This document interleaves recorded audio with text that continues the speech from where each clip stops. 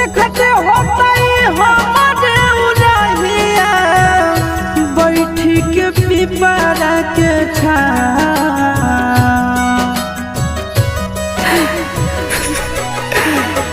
देखते होता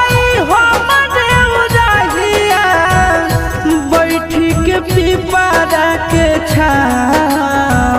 रुक रुक रुक अरे टरेनिया रुक रुक रुक रे टरेनिया ले ले चल जनुआ के गाँव रुक रुक रुक रे टरेनिया।